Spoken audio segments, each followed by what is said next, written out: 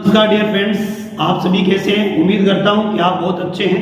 आपकी तैयारी बहुत ही अच्छे से चल रही होगी। तो अपन ने पार्ट ए कंप्लीट कर लिया था। पार्ट ए के अंदर अपन ने माध्य मीन के जो फॉर्मूले हैं उनका बेसिक है वो किया था। तो पार्ट 2 के अंदर अपन लोग मीन औसत माध्य के जो क्वेश्चंस हैं उन क्वेश्चंस को सोल्व करेंगे। तो चलो स्टार्ट करते हैं अपन लोग।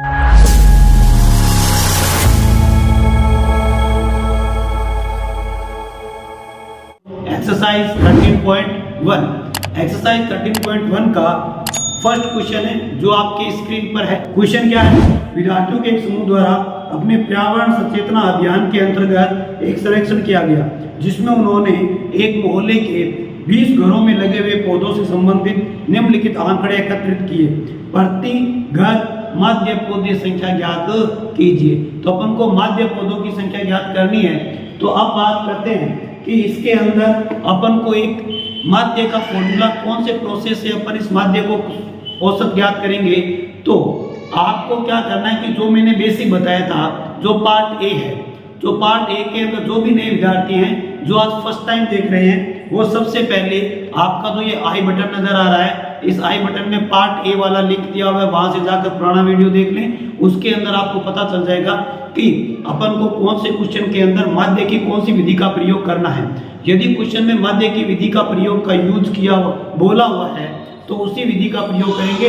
जैसे यहाँ लिखा हुआ होता कि प्रत्यक्ष विधि या कल्पित विधि या पग विचलन विधि द्वारा माध्य ज्ञात करें तो उसी विधि का प्रयोग करते हैं। यदि विधि का नाम नहीं लिखा हुआ है तो अपन तीनों विधियों में से किसी भी विधि का प्रयोग कर सकते हैं। बट उसके अकॉर्डिंग वहां मैंने बता रखा है कि अपन को कौन से क्वेश्चन में कौन सी विधि का प्रयोग करना है, तो वो वीडियो सबसे पहले देखना इंपॉर्टेंट होता है। तो स्टार्ट करते हैं अपन लोग। इस क्वेश्चन के अंदर अपन प्रत्यक्ष विधि का प्रयोग करने जा रहे हैं। तो घरों की संख्या ये किसको शो कर रही है? एफ फ्रीक्वेंसी को शो कर रही है। वर्ग अंतराल दिया हुआ है तो अपन को वर्ग चिन्ह एक्स की टेबल बनानी पड़ेगी। तो अपन एक्स कैसे निकालेंगे? एक्स निकालने के लिए आप लोगों को मैंने बता रखा है। अपन लोग बेटा कौन सी विधि का प्रयोग कर रहे हैं? प्रत्यक्ष विधि का। तो आप लिख दो यहाँ पर प्रत्यक्ष विधि से माध्य। प्रत्यक्ष विधि से माध्य ज्ञात करने का जो फॉर्मूला है x बार इक्वल्स टू क्या होता है बेटा? सिग्मा fx बटे सिग्मा f। अब अपन को x ज्ञात करना है तो x ज्ञात कैसे करेंगे? ये होता है वर्ग चिन्ह। x को क्या बोलते हैं? वर्ग चिन्ह क्लास बार। तो इसका फॉर्मूला होता है आपके ऊपरी सीमा प्लस निम्न सीमा बट्टे 2, upper limit plus lower limit by 2। अब x i की जगह क्या लिख रहे हैं? 1, यानी x का पहला मान निकाल रहे हैं। तो x का पहला मान निकाल रहे हो तो क्लास आपकी है जो आपका वर्ग अंतराल है उसका भी पहला लेंगे। पहला क्या है? 0 से 2। तो अपर लिमिट कितनी होगी? 2 और लोअर लिमिट निम्न सीमा क्या होगी? 0। तो 2 प्लस 0 बट्टे 2। तो 2 बट्टे 2 बराबर कितना आ गया? 1। तो x का पहला मान कितना आया? 1। इसी प्रकार दूसरे पद के लिए अपर लिमिट और लोअर लिमिट, ऊपरी सीमा 4 है, निम्न सीमा 2 है। इन दोनों को जोड़ देंगे कितना हो जाएगा? 6 में 2 का डिवाइड कर दोगे तो आंसर कितना आएगा? 3। 6 और 4 कितना हो गया? 10। 10 में 2 का भाग दोगे तो कितना आ जाएगा? 5। ये जो एक टर्म है वो आपको निकाल के शो करनी है। बाकी टर्म आप रफ कॉपी में ऐड करके 2 का डिवाइड करके ज्ञात कर सकते हैं या डायरेक्ट यहीं से भी कर सकते हैं। यानी इसकी जगह पर नेक्स्ट 8 और 6 14, 14 में 2 का भाग दिया तो कितना आ गया? 7। उसके बाद में 9 के बाद 11 के बाद 13। क्लियर? जैसे मैंने यहाँ डायरेक्ट कर लिया, आप डायरेक्ट भी कर सकते हैं। आप देख लो कि वर्ग अंतराल में क्या सभी में अंतर समान चल रहा है। यदि सभी में अंतर समान चल रहा है, जैसे 0 से 2 का अंतर है, 2 से 4 का अंतर है, 4 से 2 6 का अंतर है, 6 से 8 2 का अंतर है, 8 से 10 2 का अंतर है, 10 से 12 2 का अंतर है, 12 से 14 2 का अंतर है। प्रत्येक वर्ग अंतराल में 2 का अंतर है। तो आपको बार बार डिवाइड करने की आवश्यकता नहीं होगी, बार बार ऐड करने की आवश्यकता नहीं पड़ेगी। तो अपन क्या करें? x का पहला मान निकाल लो और प्रत्येक वर्ग अंतराल में कितने का अंतर है? 2 का अंतर है। तो प्रत्येक ऊपर वाले पद में प्रत्येक पद में 2 जोड़ते जाओ। जैसे 1 में 2 ऐड किया 3, 3 में 2 ऐड किया 5, 5 में 2 ऐड किया 7, 7 में 2 ऐड किया 9, 9 में 2 ऐड किया 11, 11 में 2 ऐड किया 13। ये आपका आ गया x। अब अपन को पता है कि प्रत्यक्ष विधि में fx चाहिए, तो आप fx की टेबल और बना लें। fx का मतलब फ्रीक्वेंसी को वर्ग चिन्ह से आपको क्या करना है, मल्टीप्लाई करना है। f वाले टर्म को x वाले टर्म से क्या करनी है, मल्टीप्लाई करनी है। 1 को 1 से मल्टीप्लाई करेंगे तो कितना आ जाएगा 1। 2 को 3 से मल्टीप्लाई करनी है, f वाली ये है, x वाली ये है। 2 को 3 से गुणा करेंगे 6, 1 को 5 से गुणा करेंगे 5, 5 को 7 से गुणा करेंगे 35, 6 को 9 से गुणा करेंगे 54, 2 को 11 से गुणा करेंगे 22, 3 को 13 से गुणा करेंगे 39। ये आ गया। फॉर्मूला क्या कहता है, fx के पदों को जोड़िए, तो ये fx के पदों को अपन जोड़ लेंगे, सिग्मा fx। तो इसे जोड़ो बेटा, कितना आएगा 6 और 1 7, 7 और 5 12, 12 और 5 17, 17 और 4 21, 21 और 2 कितने हो गए 23, 23 में 9 जोड़ दो, 23 में 9 जोड़ोगे आपका कितना आ जाएगा 32, 32 का 2 कैरी ऑन 3, 3 और 3 6, 6 और 2 8, 8 और 5 13, 13, 13 और 3 कितना हो गया 16। तो योग हुआ 162। अब वो क्या कह रहा है फॉर्मूला, f के पदों को जोड़ो। ये रहा आपका है, तो f के पदों को यहाँ पर जोड़ लेंगे। तो इन्हें जोड़ेंगे तो देखो, पहली बात तो इनका योग क्वेश्चन में लिखा हुआ है ऊपर कि 20 घरों के अंदर पौधों को काउंट किया गया है, फिर भी जोड़ लो अगर सेटिस्फाई नहीं हो तो। 2 और 1 कितना हो गया 3, 4, 4 और 5 9, 15, 15 और 2 17, 17 और 3 कितना हो गया 20। तो सिग्मा f का मान कितना आ गया 20 आ गया। तो अब फॉर्मूले में वैल्यू पुट कर दो, x bar equals to sigma fx का मान है 162 बट्टे में सिग्मा f का मान है 20। 162 में 20 का भाग लगा दो, तो x बार बराबर 162 में 20 का भाग लगाओगे तो 20 अट्ठे कितने हो जाएंगे 160 बट्टे में शेष पर कितना रह जाएगा 2। 162 में से 160 घटाऊंगा तो कितना बचेगा 2। आगे कोई संख्या नहीं है, पॉइंट लगाया 0, 20 एकम 20, तो भाग कितनी बार गया 8.1। तो यही अपना पौधे यही अपना क्या हो जाएगा आंसर। ध्यान में रखें आंसर के बाद में यहाँ पर मात्रक लगाना जरूरी है, यदि मात्रक क्वेश्चन में दिया हुआ है तो ये आपका जो एक्सरसाइज 13.1 था, कौन सी बेटा प्रश्नावली 13.1 का एक्सरसाइज 13.1। एक्सरसाइज 13.1 का कौन सा क्वेश्चन है, फर्स्ट क्वेश्चन है। हाँ बेटा, ये आपके बोर्ड पे स्क्रीन पे जो टेबल बनी हुई है वो क्वेश्चन नंबर 2 की टेबल बनाई है। क्वेश्चन आपका स्क्रीन के ऊपर शो हो रहा है। क्वेश्चन क्या है, क्वेश्चन वो कह रहा है कि किसी फैक्ट्री के 20 श्रमिकों की दैनिक मजदूरी की निम्नलिखित बटन पर विचार किया गया है।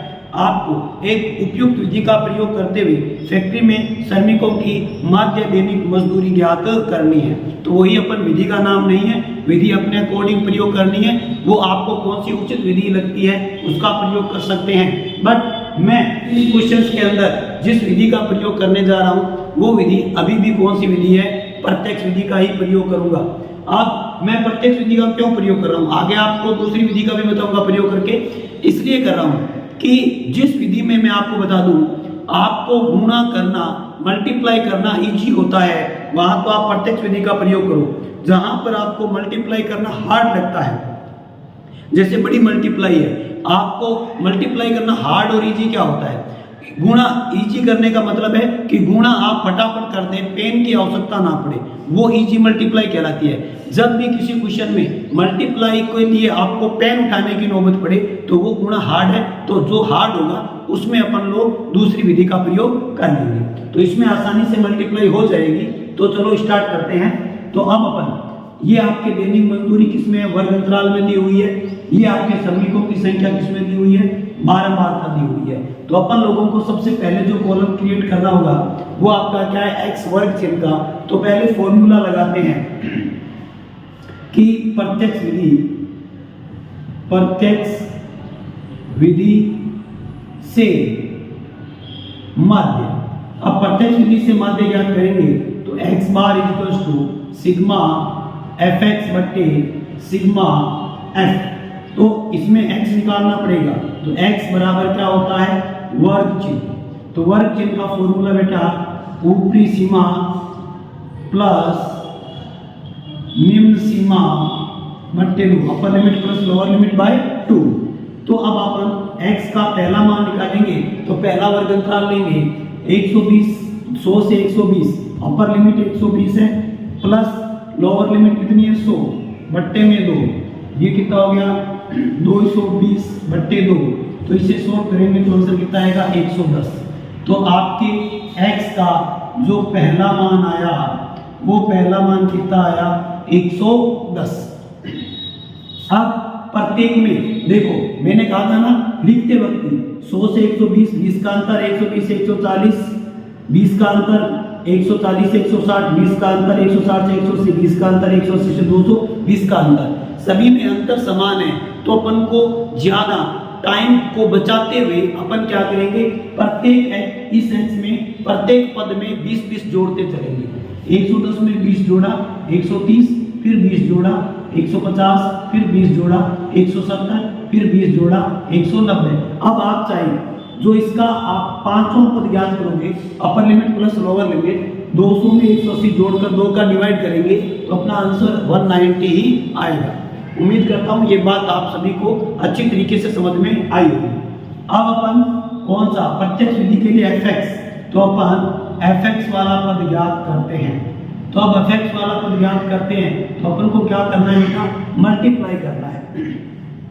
तो मल्टीप्लाई करेंगे तो देखो क्या करेंगे, यदि कोई विद्यार्थी मान लो आप में से जो वीडियो को देख रहे हैं वो ये सोच रहे होंगे क्या सर हम इसके अंदर पद विचलन का प्रयोग नहीं कर सकते। हाँ बिल्कुल बिल्कुल कर सकते हो, आप गलत नहीं हो। क्लियर है बात, आप इसमें पद विचलन का भी प्रयोग कर सकते हैं। तो अब अपन इसमें मल्टीप्लाई करते हैं, इसकी मल्टीप्लाई करूंगा तो देखो 12 को 0 से 12, 12 एकम 12 1, 12 एकम 12 और 1 13, 13 तो 20, 14 का 14 0 0, 14 की ये कितने होते हैं 14 28, 34 42, 42 का 2 4, 14 का 14 और 4 कितना हो गया 18। 8 से मल्टीप्लाई करो 8 0 0, 8 5 40, 4 8 का 1 4 12, 6 से 6 0 0, 6 7 42, 4 6 का 6 और 4 10, 10 के पारी से इसको गुणा करोगे तो कितना आ जाएगा 1900 हो गया। अब अपना क्या करें, इसे जोड़ो, तो इसे अपन सिग्मा fx जोड़ेंगे तो कितना आएगा 0 2 2 4 और 2 6, 8 और 3 11, 12 13, 13 में 9 जोड़ोगे तो कितना जाएगा 22, 2 2 1 3 4 5 6 7, तो कितना आया 7260। फिर है f के पदों का योग, तो सन्निकों की संख्या सिग्मा f जोड़ेंगे तो ये कितना हो जाएगा 2 और 4 6, 6 और 8 14, 14 और 6 कितना हो गया 20, 2 2 1 3 4 5, तो सन्निकों की संख्या कितनी है 50। फॉर्मूले में वैल्यू पुट कर दो, x बार बराबर 7260 बट्टे में 50, 0 से 0 कैंसिल, 726 बट्टे में 5, x बार बराबर 726 में 5 का भाग लगा दो, 5 एकम 5, 2 2 उतारा, 5 20, 2 6 उतारा, 5 25, 1.0, 5 10, तो कितना आया 145.2 रुपये अपना आंसर। तो इसका मतलब आपके दैनिक मजदूरी कितनी हुई, आपके 145.2 रुपये अपना आंसर। उम्मीद करता हूं आपको ये क्वेश्चन अच्छी तरीके से समझ में आ गया होगा। अगर समझ में आ गया तो मुझे कमेंट बॉक्स में जरूर बताएं यस या नो। नो तो कौन सा पार्ट समझ में नहीं आया, यस है तो आपको बहुत बहुत धन्यवाद।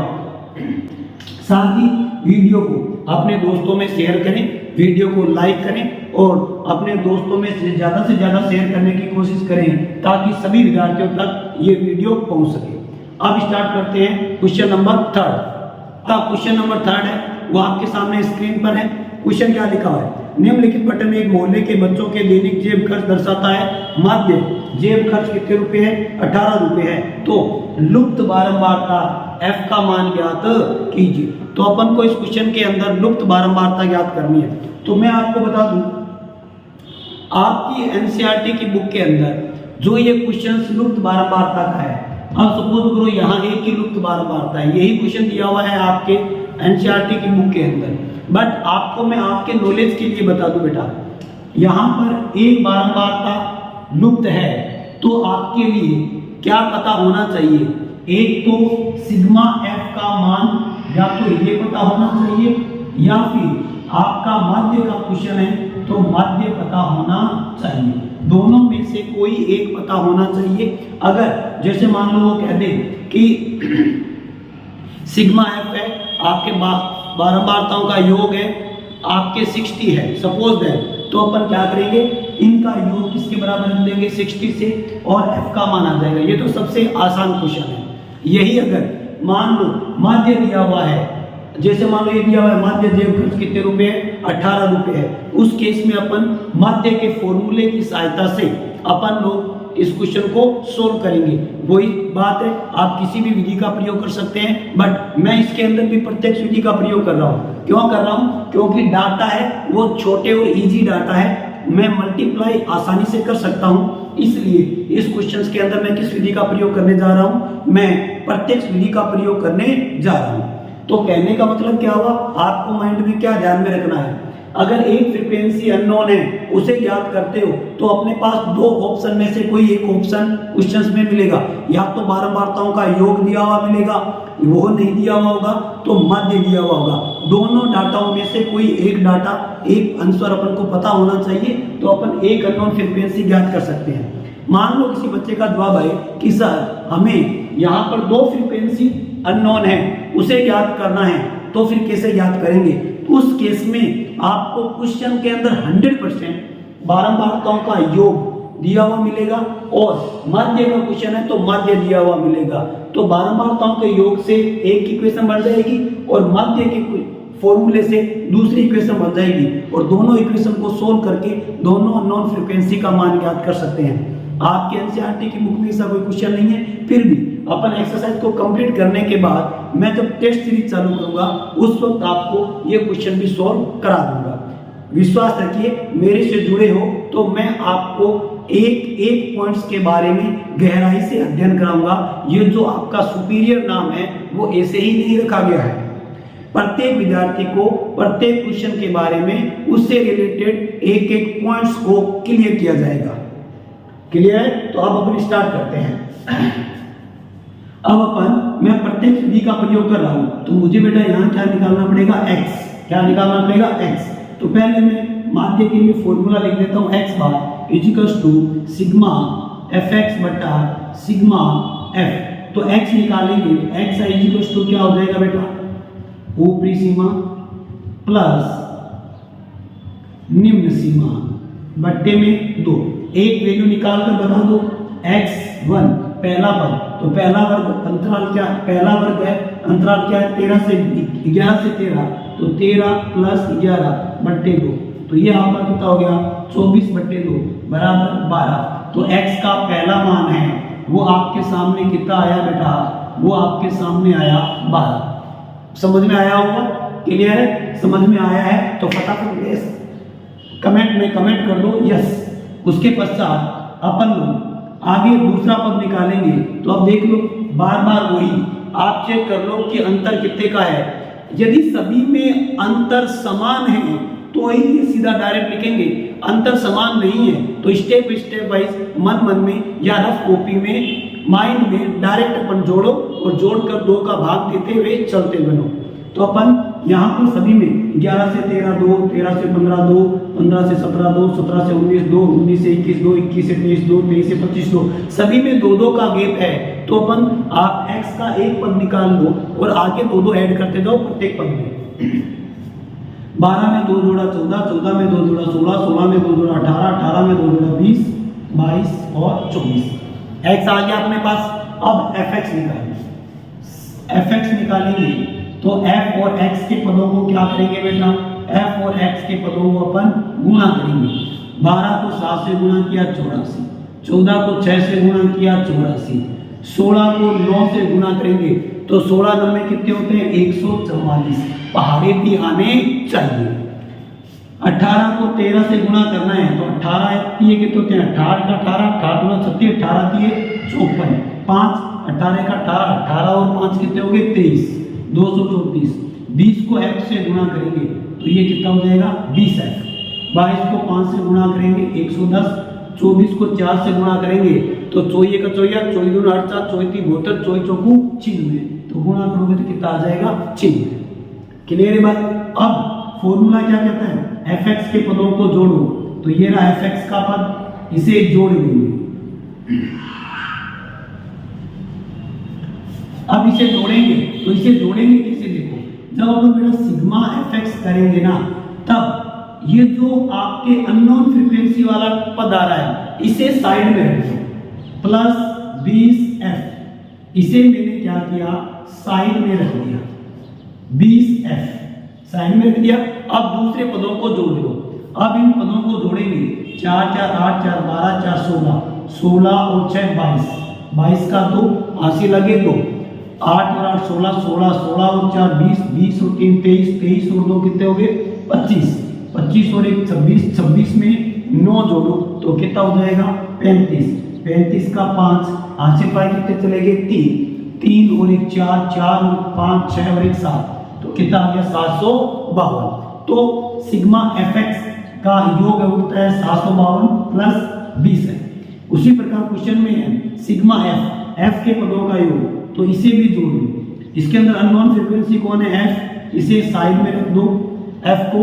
अब अपन इसके पदों को जोड़ेंगे तो जोड़ लो, 7 और 6 कितना हो गया 13, 13 और 13 कितने हो गए 26, 26 में 9 जोड़ो कितना हो गया 35, 35 और 5 40, 40 और 4 कितने हो गए 44। तो आंसर है 44 प्लस f। अब फॉर्मूले में वैल्यू पुट कर दो, आपका आंसर आ गया। फॉर्मूला क्या x का यानी माध्य, माध्य कितना है 18, तो ये हो गया 18 बराबर सिग्मा fx, सिग्मा fx का मान कितना है 752 प्लस 20f बट्टे में sigma f 44 plus f, 44 plus f। अपन को तो f का मान ज्ञात करना है, क्रॉस मल्टीप्लाई वज्र गुणा करें, तिरछी गुणा करूंगा 18 को 44 प्लस f से बराबर 752 प्लस 20।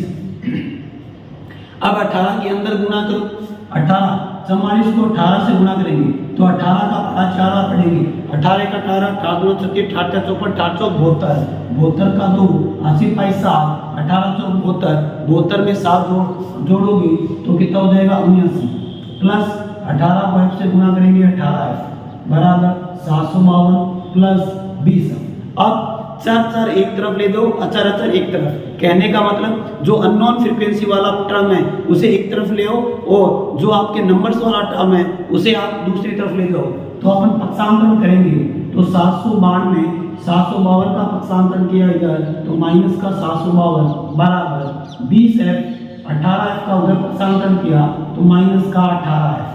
अब इसे घटाएंगे तो 752 में से 752 घटाया तो ये कितना हो गया 40, 20f में से 18f गया कितना हो गया 2f, तो f बराबर कितना हो गया 40/2, तो f बराबर कितना हो गया 20। तो आपके अननोन फ्रीक्वेंसी का मान कितना आया 20। क्या आपको ये क्वेश्चन समझ में आया? समझ में आया तो कमेंट बॉक्स में यस जरूर लिखें और साथ ही वीडियो को लाइक जरूर करें। अब स्टार्ट करते हैं क्वेश्चन नंबर 4। नंबर 4 है जो आपकी स्क्रीन पे दिया हुआ है। क्वेश्चन क्या है, किसी अस्पताल में एक डॉक्टर द्वारा 30 महिलाओं की जांच की गई। उनके हृदय स्पंदन की प्रति मिनट संख्या नोट करके नीचे दर्शाए अनुसार संक्षिप्त रूप में लिखा गया है। एक उपयुक्त विधि का चुनते हुए महिला हृदय स्पंदन प्रति मिनट माध्य संख्या ज्ञात कीजिए। आपके टेबल सामने बनी हुई है। अब अपन को इसके अंदर हृदय स्पंदन माध्य संख्या ज्ञात करनी है तो अपन लोग कौन सी विधि का प्रयोग करेंगे? देखो मैं विधि क्लियर कर देता हूँ। अगर यहाँ पर फ्रीक्वेंसी देखो 2 4 3 8 7 4 2 ऐसी संख्या जिसे आप किसी से अगर मल्टीप्लाई करो ना तो आपको पेन की आवश्यकता नहीं पड़े, उस केस में आप प्रत्यक्ष का ही प्रयोग करें।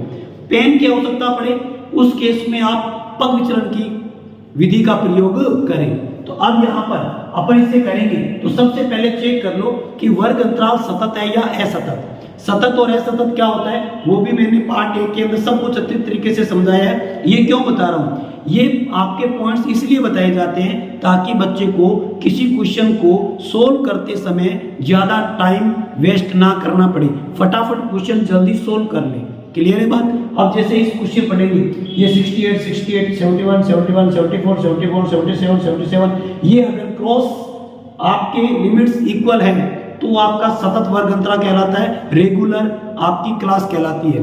तो रेगुलर क्लास है तो आपको सेकंड स्टेप भी चलते चलते देख लो कि जो आपकी क्लास है क्या उसका साइज इक्वल है।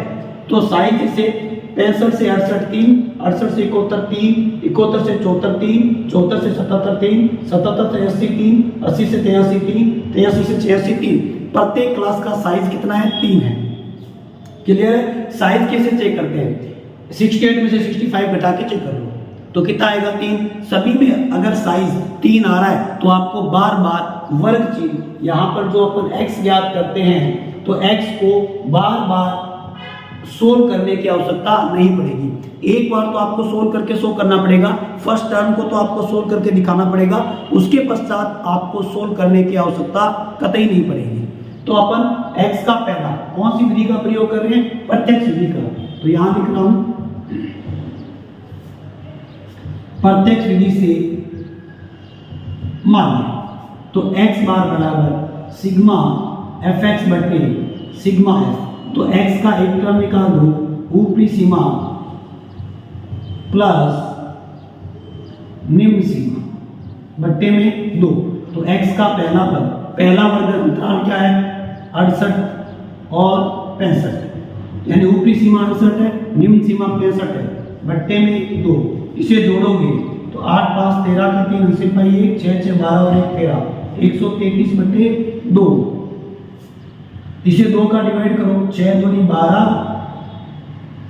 2 चिक 12, 1 बच गया, 2 चिक 12, 2 बच, यानी 66.5। ये हो गया 66.5। अब आपको पता है कि 3 3 का साइज है तो 3 3 ऐड करके जाओ, 66 में 3 जोड़ो तो कितना हो जाएगा? 69.5। इसमें 3 जोड़ो 72.5, 75.5, 78.5, 78 में 3 जोड़ोगे 81.5, 84.5। ये अपने किसकी वैल्यू आ गई? x की वैल्यू आ गई। अब अपन को fx चाहिए तो fx वाली टेबल और बना लेंगे। fx वाली टेबल बनाएंगे तो f को x से क्या करना है? गुणा करनी है। क्या करनी है बेटा? गुणा। तो देख लो 2 की गुणा विदाउट पेन कर सकते हो आप लोग, कोई दिक्कत नहीं है। 2 का पढ़ा तो आता ही सभी को। तो 2 पंजे 10.1, 2 चिक 12 और 1 13, 2 चिक 12 और 1 13, 133, 4 4 पंजे 20.2, 4 9 कितना हो गया? 36, 37, 38, 3 आपके 4 चिक 24, 24 में 3 जोड़ोगे कितना हो जाएगा? 27।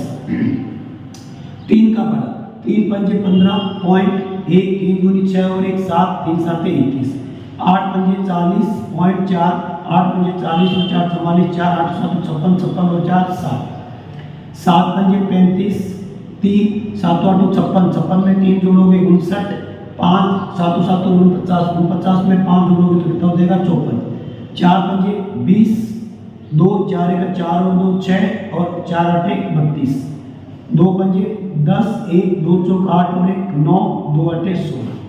क्लियर है बात। अब इसे क्या कर लेंगे? जोड़ लेंगे।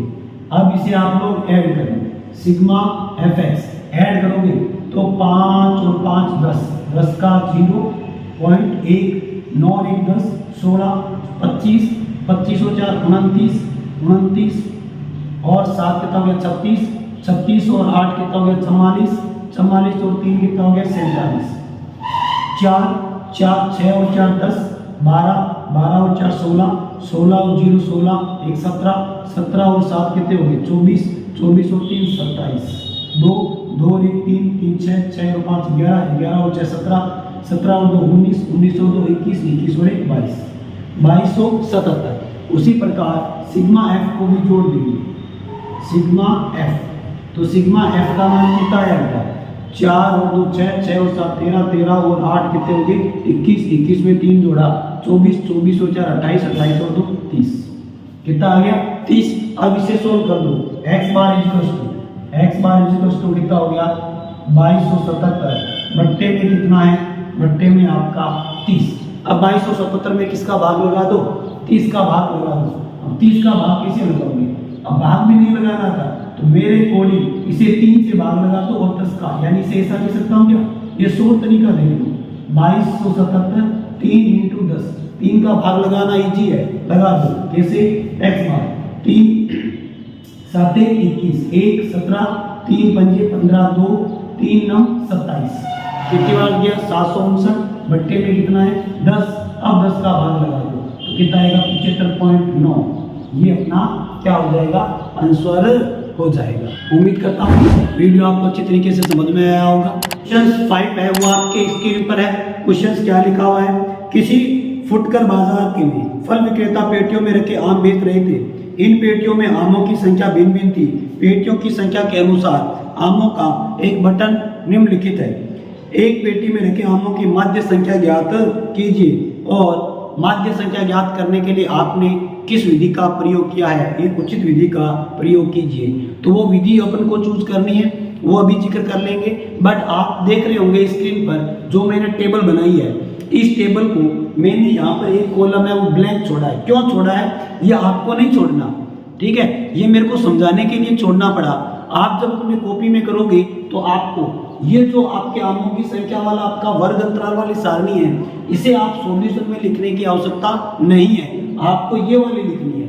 ये क्यों लिखनी है? इसलिए मैंने आपको कहा था कि क्वेश्चन को सोल्व करते समय बेटा आप सबसे पहला काम है वर्ग अंतराल चेक करें कि आपका वो वर्ग अंतराल सतत है या असतत है। पहला काम आपका यही है कि आपका स्टैटिक्स का आपका ग्रुप डाटा का क्वेश्चन है, वर्ग अंतराल का क्वेश्चन है, तो उसका वर्ग अंतराल चेक करो सतत है या असतत। यहाँ से 50 से 52 53 से 55 ये जो आपका क्रॉस लिमिट है ये सेम होनी चाहिए, तो वो आपका रेगुलर है, सतत वर्ग अंतराल है। अदरवाइज असतत वर्ग अंतराल है, इरेगुलर आपका क्लास है। इरेगुलर को रेगुलर में कन्वर्ट करना पड़ेगा, असतत को सतत में कन्वर्ट करना पड़ेगा।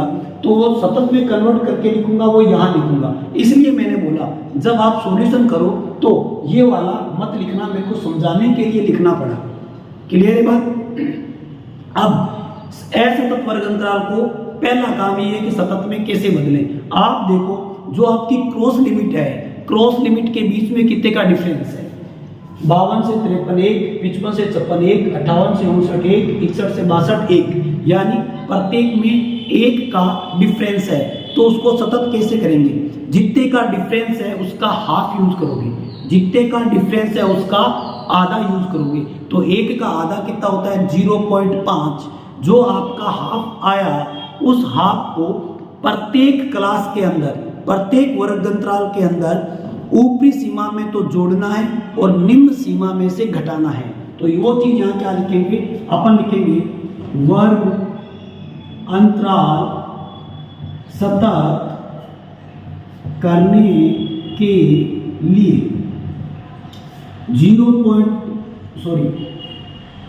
ऊपरी सीमा में 0.5 जोड़ने तथा निम्न सीमा में 0.5 घटाने पर। ये चीज लिख लीजिए। कहां से आई?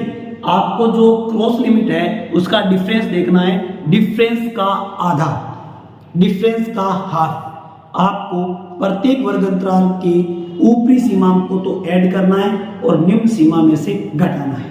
क्लियर है? तो आप देखो ये वर्ग अंतराल है, ये निम्न सीमा है, निम्न सीमा में से घटाना है कितना? 0.5, तो ये हो गया 49.5। ये ऊपरी सीमा में जोड़ना है 52.5। क्लियर है? मैं सबसे पहले सारों में ऊपरी सीमा लिख लूँ। ऊपरी सीमा लिख रहा हूँ 55.5, 58.5, 61.5 और 64.5 ऊपरी सीमा में जोड़ना है। अब जो आपकी निम्न सीमा है उनमें से घटाना है। अब इसमें से घटाओगे तो कितना आएगा? 52.5। यानी आप देख रहे हो ये 52.5, यहाँ भी 52.5 आ गया ना। अब बार बार देखने की आवश्यकता नहीं है, ये वाला क्रॉस लिखते जाओ।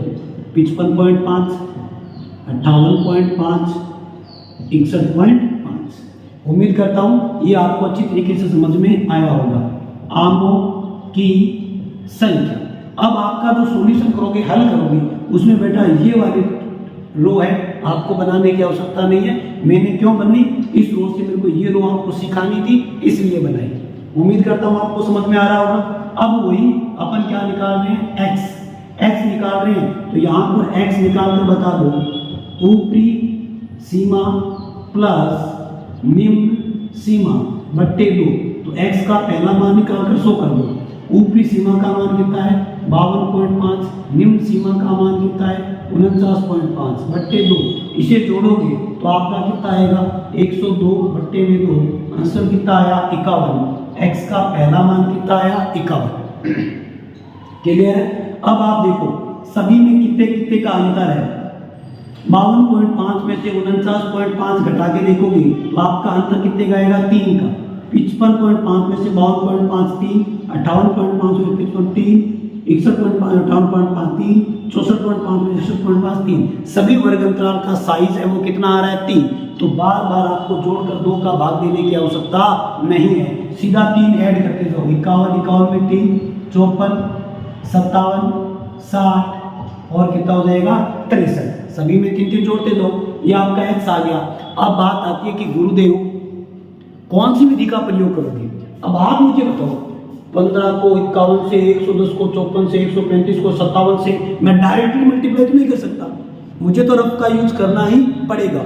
तो उस केस में अपना वर्ग अंतराल का अंतर समान है सभी में, तो अपन कौन सी विधि का प्रयोग करेंगे, आप पद विचलन विधि का प्रयोग करेंगे।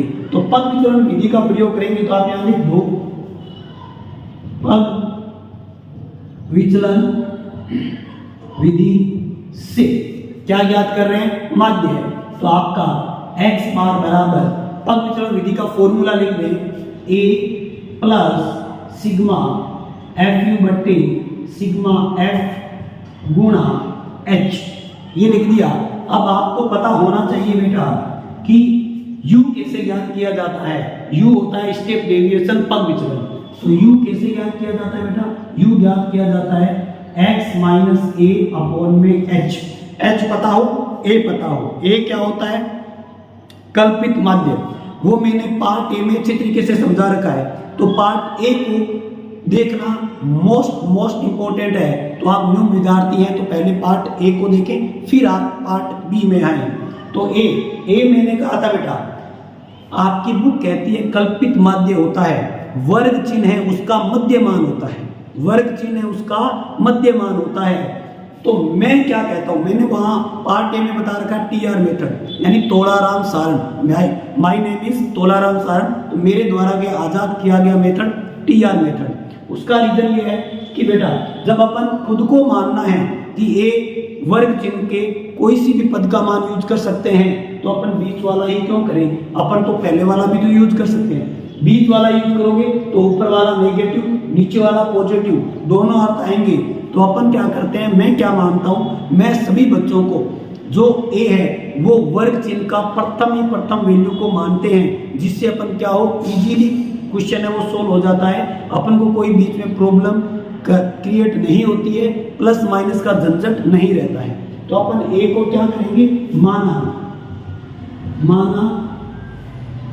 कल्पित मान ए एक्स का पहला मान कितना है 51। तो ए को अपन ने कितना माना 51। एच अपन पहले बता चुके हैं। वर्ग अंतराल का साइज क्या है, वर्ग अंतराल का साइज कितना है आपका 3। कोई भी एक वर्ग अंतराल लो, उसे घटा के देख लो, 52.5 माइनस 49.5, अंतर कितने का आया 3 का। तो h का मान कितना आया बेटा 3, a का मान कितना आया 51। अब अपन u ज्ञात करते हैं, u का पहला मान ज्ञात कर लो। तो u का पहला मान ज्ञात करेंगे x का पहला मान कितना है 51, x का पहला मान माइनस a का मान 51 बट्टे में 3। तो आपका x का पहला पद कितना है 51 माइनस 51 बट्टे 3, 0 बट्टा 3 बराबर कितना आ गया 0। यदि आपने a को x का पहला पद माना है तो u का पद विचलन का जो पहला मान आएगा वो ऑलवेज 0 आएगा, हमेशा 0 आएगा। तो आपके यहाँ पर u निकालने जा रहा हूँ, लिख दो यहाँ पर xi माइनस a का मान 51 बट्टा h का मान 3। अब देखो आपको बार बार करने की आवश्यकता नहीं है। यदि पद वितरण विधि का प्रयोग कर रहे हो, आप मेरे अकॉर्डिंग चल रहे हो, तो हमेशा u की रो है पग विचलन की जो रो है उसमें आप 0 से काउंटिंग लिख दो, आंख बंद करके 0 से काउंटिंग लिख दो, आपका कभी भी क्वेश्चन गलत नहीं होगा। तो आप लोग यहाँ पर क्या लिख दिया 0, पहला 0 आया। अब आप इस फॉर्मूले से u का दूसरा पद निकाल के चेक कर लेना, u का दूसरा पद निकाल के चेक कर लेना, आंसर आएगा 1 2 3 4। आपको तो एग्जाम्पल देके दे दूं, u3 तीसरा पद निकालने जा रहा हूं। कौन सा तीसरा पद निकालने जा रहा हूं? तो x3, x का भी तीसरा मान, x का भी तीसरा मान, तो तीसरा मान कितना है आपका 57 माइनस a का मान कितना है 51 बट्टे में 3, 57 में से 51 गया 6 बट्टे 3, 6 में 3 का भाग दोगे 2, क्या u का तीसरा पद 2 आया? उम्मीद करता हूं आपको समझ में आई होगी। अब अपन u आ गया तो अपन को फॉर्मूले में क्या चाहिए fu। अब f और u की मल्टीप्लाई, ये रहा f और ये रहा u, इसकी अपन को क्या करनी है गुणा। 15 को 0 से गुणा करेंगे तो 0।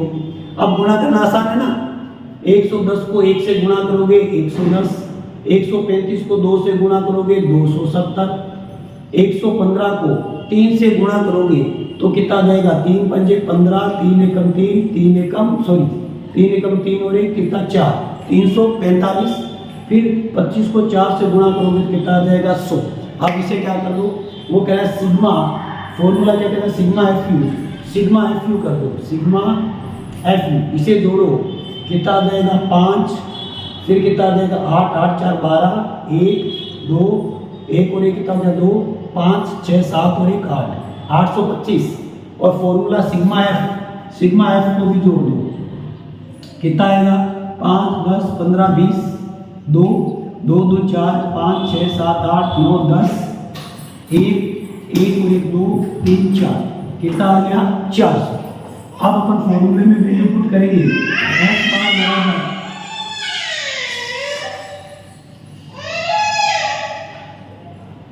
x बार बराबर a का मान कितना निकाला आपने 51 प्लस सिग्मा एफ यू 825 बट्टे में सिग्मा एफ का मान कितना आया 400 इंटू x का मान कितना है 3, तो ये हो गया 51 प्लस गुणा कर लो 3 से, 3 पंजे 15, 1 3 दूनी 6 और 1 7, 3 अट्ठे 24 बट्टे में कितना हो गया 400।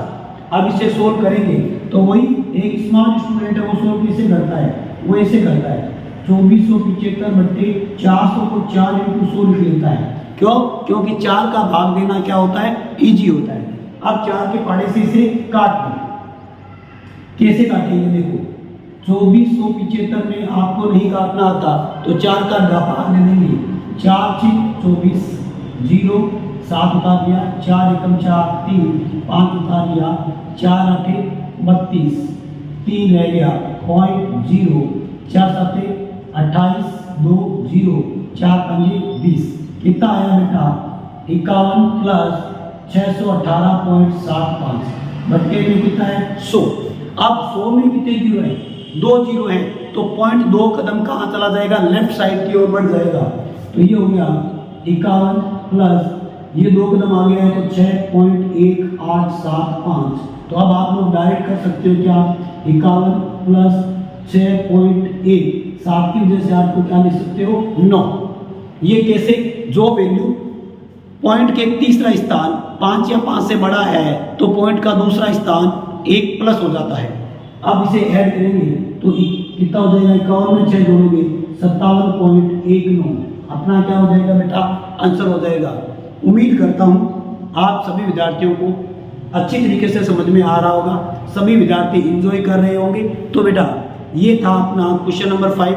यदि आपको वीडियो अच्छा लगा, कुछ समझ के जा रहे हो तो अपने गुरु के लिए एक लाइक बनता है, साथ में एक कमेंट जरूर करें कि आपको मेरे द्वारा समझाया गया कैसा लगा। और साथ ही ये हमेशा मैं यही कहता हूँ कि गुरुओं का साथ हमेशा शिष्य ही देते हैं। तो आप लोग इस वीडियो को जितने सोशल मीडिया पे ज़्यादा से ज़्यादा शेयर कर सकते हो शेयर कीजिए। मिलते हैं पार्ट 3 के अंदर नेक्स्ट वीडियो के साथ, तब तक के लिए इजाज़त चाहता हूँ। धन्यवाद।